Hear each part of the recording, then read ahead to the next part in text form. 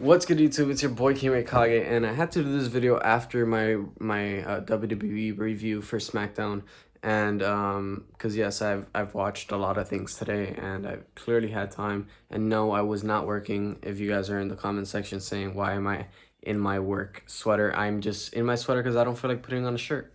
So, so I'm doing a review for Spider-Man No Way Home, so I'll give you guys the chance and opportunity to leave the video now if you don't want to get spoiled, because of course I'm not doing a free spoiler video if I just seen it and I'm hyped.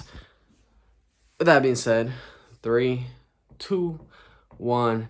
Jesus Christ, guys, they did everything right. I loved the movie. Hands down, I think, for me, my Spider-Man ranking, I know you guys are going to be controversial of my list, but I think No Way Home's the best Spider-Man movie that's ever come out in history. I think the second best movie is Spider-Man 3, ironically, because I know people don't really like it, but I liked Spider-Man 3, and then Spider-Man 2 is my third. After that, anything with Tobey Maguire and Tom Holland, until towards the end we have the Amazing Spider-Man with Andrew Garfield, but we're not gonna get to that. Anyway, so the actual movie itself was great. I enjoyed it a lot. We had great bits of crying and a lot of emotion and all that. So my initial reaction is, God damn it, Tobey Maguire and Andrew Garfield were in this movie. And I gotta give a shout out to Marvel and Sony for putting out a teaser trailer without putting them there, with us wanting them to be there and us expecting them to be there, because if they weren't there, we would have been okay with it. But since they were there, then I guess it makes everyone of us happy. The original plot, I'm not gonna go through it completely, but just I'm gonna snip it a little bit, because of course I don't want this video to be forever, but I just want you guys to know that I'm really happy right now. I'm so excited to see what they're gonna do in the future. So Peter identity got revealed by Mysterio before he passed away, and he was the center of attention. He didn't like it. He went to Doctor Strange to fix it. Doctor Strange botched the spell since Peter didn't stop talking, made a multi-universe collide, and where all the supervillains from other Spider-Mans came. We had Sandman, we had Dr. Oct, we had Green Goblin, we had Electro, and we had the Lizard Men from The Amazing Spider-Man, which was okay. It was great. So at the beginning, they all get captured, and Peter, instead of listening to Doctor Strange, he decides to try to help each and every one of them to be able to control themselves and to avoid them dying in their universe, because that's what happens to all of them. Eventually, the reason why Peter does it was because of Aunt May. She's the one that told him to do it, which ended up costing her life at the end of the day, because Green Goblin's just a menace in this. Yeah, I forgot how much I loved his character, especially the character who plays him. He just literally just like code her shit. He killed her. He killed her, okay?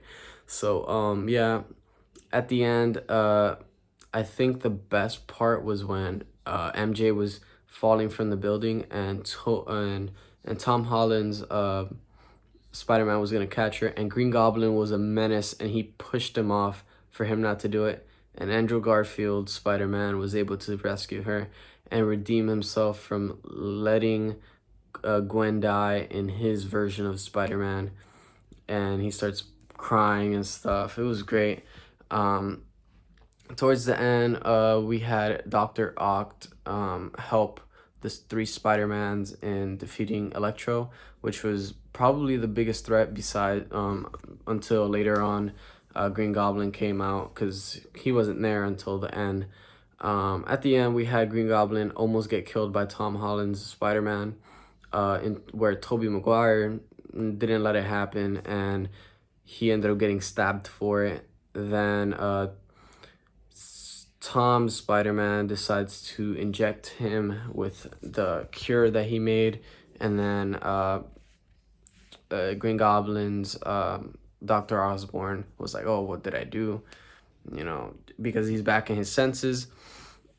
At the end of the movie, we had a cameo. Well, at the end of the movie, before the cameo, he decides to let Doctor Strange rescue everybody, but everyone's gonna forget about Peter Parker, and they're not even gonna know who he is or what's his name, and they're all they're gonna know is gonna be that they're Spider-Man. So for the people who are asking, oh, does that mean that the Avengers are just gonna forget about what happened in Infinity War and all that? No, they're gonna know that Spider-Man helped them in Infinity War and Endgame, but they're not gonna know who's behind the mask. That's all that I think is going to happen in the MCU, which makes the most sense. After that, Peter was gonna meet MJ to make sure that he tells her he loves her and stuff, but he decided ultimately not to because he saw that she was happy and she was talking about college and all that, so he didn't want to let her know because then she will be in danger, which if we go in the aspect of she'll be in danger, then I'm eventually going to think that he's going to find a Gwen or he's going to find a Felicia. Felicia's the person in the games the girl in the games who becomes Black Cat.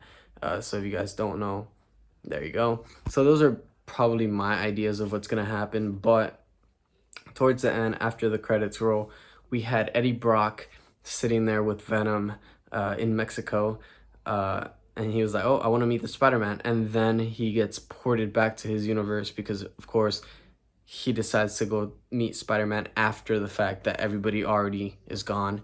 So he goes back to his universe, but he leaves a tiny little bit of his symbiote in that universe. So we're probably gonna have Venom versus Spider-Man in the next movie. If not, we probably had Kingpin and Shocker 2.0. Maybe, I don't know yet, or they're gonna probably make their own, you know, superhero and stuff, because, you know, they probably don't want to use old material with all that. So yeah, that's my review. I enjoyed it a lot. After the other credits, we had a Doctor Strange trailer, which is the second movie. So with that being said, they call me the king. Thank you guys so much for watching. Make sure you guys subscribe to the channel for more videos like this. Make sure you guys like the video so my videos can go out into the world and we can build a community here at my YouTube channel. With that being said, they call me the king, and I'll catch you guys on the next video. Thank you. Peace.